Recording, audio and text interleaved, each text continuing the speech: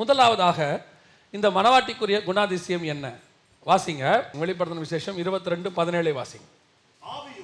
ஆவியும் மணவாட்டியும் வா என்கிறார்கள். இந்த வசனத்துல மணவாட்டிக்குரிய ஒரு சுபாவத்தை அங்க வெளிப்படுத்துகிறார் ஆண்டவர். ஆவியும் மணவாட்டியும் வா என்கிறார்கள். தேவனை பார்த்து என்ன சொல்றாங்களா? வா கூப்பிடுறாங்க, வாங்க அப்படின்னு கூப்பிடுறாங்க. என்னங்க இது ஒரு சுபாவமா? மணவாட்டிக்குரிய சுபாவத்தில் இது ஒரு பெரிய விஷயமா அப்படின்னு சொன்னால், கொஞ்சம் உங்களை ஆராய்ந்து பாருங்கள். உங்கள் மனசாட்சியை தொட்டு கொஞ்சம் நேரம் உங்கள் ஆவியில் நிறைஞ்சு நீங்கள் ஜெபம் பண்ணி பாருங்கள். இது வரைக்கும் உங்கள் ஜெபத்தில் இயேசு கிறிஸ்துவ வா அப்படின்னு கூப்பிட்டுருக்கிறீங்களா? ஆண்டவரே எப்போ வருவீங்க அப்படின்னு கேட்டிருக்கிறீங்களா? என்னைக்காவது ஆண்டவரை பார்த்து சொல்லியிருக்கீங்களா எப்போ ஆண்டவரே வருவீங்கன்னு கூப்பிட்டுருக்கிறீங்களா? பரிசுத்த வாட்டி பாடுறாங்க, எப்போ வருவீர் இயேசுவே, ஏங்கி உள்ளம் உம்மை தேடுதே, காணுதே, ஏங்குதே நம்ம சொல்கிறாங்க. அந்த அம்மா அவருடைய வருகைக்கு அப்படி காத்திருக்கிறாங்களாம்மா. ஆனால் இன்னைக்கு திருச்சபை உருவாக்கப்பட்டதே இயேசுடைய வருகைக்காக தான். அது வரைக்கும் தான் சபை, அதுக்கப்புறம் சபை கிடையாது. அதனால தான் கம்யூனியன் எடுக்கும்போது கூட நம்ம என்ன சொல்லி எடுக்கிறோம்? நான் வருமளவும் என்னை நினைவு கூறும்படி இதை செய்யுங்கள். உடன்படிக்கை அவர் வருகையோட முடிஞ்சிடும். கம்யூனியன் கிடையாது, சபை கிடையாது, எதுவுமே இருக்காது வருகைக்கு அப்புறம். ஆனால் வருகையில் சபை போகுமா? வருகைக்காக தான் சபை உருவாக்கப்பட்டது. இந்த சபை வருகை எதிர்பார்த்துருக்குதா? வருகை நீங்கள் என்னைக்கா எக்ஸ்பெக்ட் பண்ணி உங்கள் முழங்கால் போட்டு ஆண்டவர்கிட்ட போகும்போது என்னைக்காவது இயேசுவே நீங்கள் எப்போ வருவீங்கன்னு கேட்டிருக்கிறீங்களா? கொஞ்சம் யோசிச்சு பாருங்க. உங்கள் எல்லா ஜபங்கள்லையும் இயேசுகிட்ட என்னென்னவோ சொல்லியிருக்கீங்க, என்னென்னவோ தூச்சிருக்கீங்க, சோத்திரம் பண்ணியிருக்கீங்க. உங்கள் இருதயத்தில் என்னைக்காவது இயேசுவே நீங்கள் எப்பப்பா வருவீங்கன்னு கேட்டிருக்கிறீங்களா?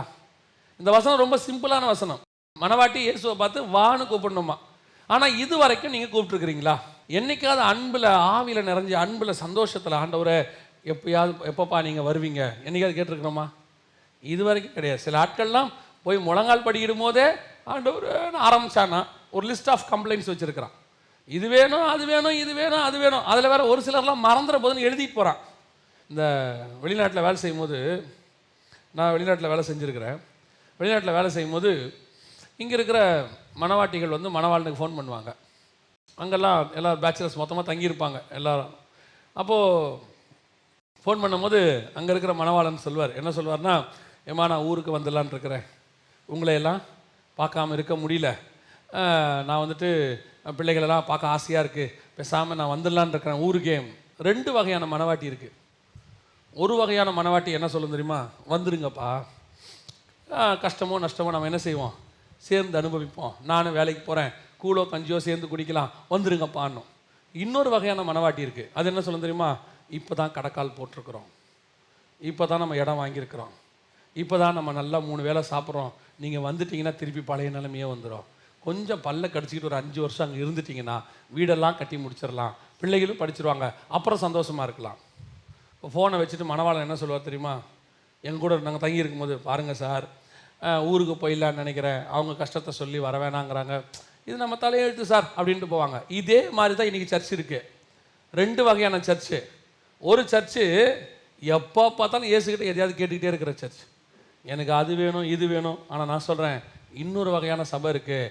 இயேசுகிட்ட கேட்குற சபை அல்ல, இயேசுவையே கேட்குற சபையாக நாம் மாறணும். அதுதான் மணவாட்டி வானு கூப்பிட்ற அனுபவம். மணவாட்டி வானு கூப்பிட்றன்னு என்ன அர்த்தம்? எனக்கு எல்லாத்தை விட நீங்கள் தான்ப்பா முக்கியம், நீங்கள் தான் எனக்கு வேணும். இன்றைக்கி இயேசுநாதரை எப்படி மாற்றி வச்சுருக்கிறான் தெரியுமா? ஏடிஎம் மிஷின் மாதிரி மாற்றி வச்சுருக்கான். உங்களுக்கு ஏற்ற மாதிரி சில ஆட்களும் வந்துடுறாங்க. அவங்க என்ன பண்ணுறாங்க தெரியுமா? ஏசுக்கிட்ட அதை கேளுங்க, இதை கேளுங்க, அப்படி கொடுப்பார், இதை கொடுப்பார், கிளைம் பண்ணுங்க. என்னத்தை? வசனம் சொல்லுது, அவரையே தந்தவர் மற்ற எல்லாவற்றையும் அருளாதிருப்பது எப்படி? நீங்கள் போய் அவர்கிட்ட ஒரு 4 வார்த்தை நல்லா பேசணும். இப்போ கணவன் வேலைக்கு போயிட்டு வர்றாரு, வரும்போதே சில மனைவியெல்லாம் செய்யும், பார்த்துருக்கீங்களா? நான் ஒன்று சொன்னனே வாங்கிட்டு வந்தீங்களா? அந்தாலும் சட்டையை கூட கட்டியிருக்க மாட்டான். உள்ள நுழையும் போதே நான் ஒன்று சொன்னனே வாங்கிட்டு வந்தீங்களா? அவன் ரொம்ப கேஷுவலாக, இல்லைம்மா மறந்துட்டான், அவ்வளோதான், முடிஞ்சது கதை. நான் சொன்னால் உங்களுக்கு அப்படித்தான், நீங்கள் வாங்கிட்டே வரமாட்டீங்க.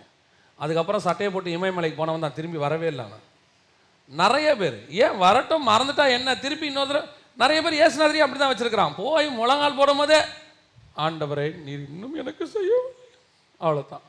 ஏசுநாதரே ஐயோ, இப்போல்லாம் நிறைய பேர் வரானா ஏசுநாதர் டென்ஷன் ஆகிறாரு, ஐயோ வரானே, அவன் என்ன கேட்பான்னு தெரியலையே, இப்போ அழுவானே.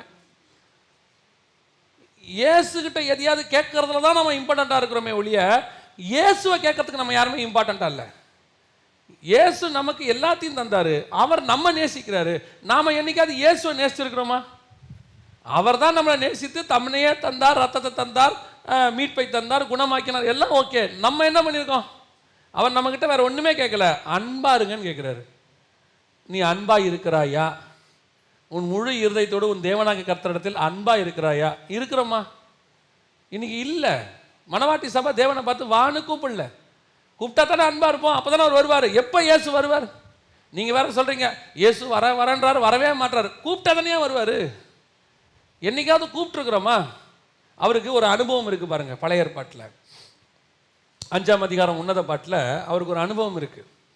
போய் மணவாட்டிக்கிட்ட கதவை தட்டுறார். மணவாட்டிக்கிட்ட கதவை தட்டி 5ஆம் அதிகாரம் 2ஆம் வசனத்தில் மணவாட்டிக்கிட்ட கதவை தட்டுறார். மணவாளியே, என் சகோதரியே, கதவை திற, என் தலை பணியினால் நினைகிறது எல்லாம் சொல்றாரு. திறந்தாளா? திறக்கவே இல்லை பாருங்க. திறக்காம உள்ள உட்காந்து பேசிக்கிட்டே இருக்கா. நான் வஸ்திரத்தை களைந்தேன், பாதங்களை கழுவினேன், நான் எப்படி திறப்பேன், பேசிக்கிட்டே இருக்கா. இப்போ பழைய ஏற்பாட்டில் அப்படி ஒரு அனுபவம் உள்ள இயேசு புதிய ஏற்பாட்டில் சபைக்கிட்ட என்ன எதிர்பார்க்கறாரு தெரியுமா? பழைய ஏற்பாட்டில் கதவை தட்டினேன், அவ திறக்கல. புதிய ஏற்பாட்டில் நான் கதவை தட்ட மாட்டேன், எனக்கு எதிர்பார்த்து காத்திருக்கிற ஒரு மனவாட்டி வேணும். வான்னு கூப்பிட்ற ஒரு மனவாட்டி, வாசல் வரைக்கும். ஒரு நம்ம வீட்டுக்கு ஒரு பெரிய விஐபி வரேன்னு சொல்லிட்டாரு, ஒரு பெரிய மந்திரியோ அல்லது ஒரு மிக பெரியதான ஒருத்தர் வராருன்னு, பிரதமரோ வராருன்னு சொல்லிட்டா நம்ம என்ன செய்வோம்? காலையிலேருந்து நிற்போம் வாசல்ல, எல்லாத்தையும் ரெடி பண்ணிட்டு அப்பப்போ வாசலையும் பார்த்துப்போம். வந்துட்டாரா வந்துட்டாரா, எந்த ஹாரன் சவுண்ட் கேட்டாலும் வந்துட்டாரு போல. காலையில் பிள்ளைய ஸ்கூலில் அனுப்புறதுக்கு ஆட்டோக்கு வெயிட் பண்ணி இருக்கிறவங்க எந்த ஆட்டோ சட்டம் கேட்டாலும் வந்துருச்சுன்னு ஒரு சவுண்டு கொடுக்குறான். வந்துருச்சு, வண்டி வந்துருச்சு, ஏறுங்க. ஒரு எதிர்பார்ப்பு, எக்ஸ்பெக்டேஷன். அந்த எக்ஸ்பெக்டேஷன் இயேசு மேலே இருக்குதா? இன்னைக்கு வருகையின் மேலே இருக்குதா? கிடையாது. கடைசி கால சபைகள் அப்படி ஒரு எக்ஸ்பெக்டேஷனில் கிடையாது. இன்னைக்கு இயேசுவை ஆசீர்வாத கடவுளாக மாற்றி வச்சிருக்கிறோம். ஆசீர்வதிக்கிற கடவுள் தான் இல்லை என்று வேதம் சொல்லவே இல்லை. அவர் எல்லாத்தையும் ஆசீர்வதிக்கிறேன்னு சொல்றாரு. பட் நாம எப்படி இருக்கிறோன்றத இப்போ முக்கியமே.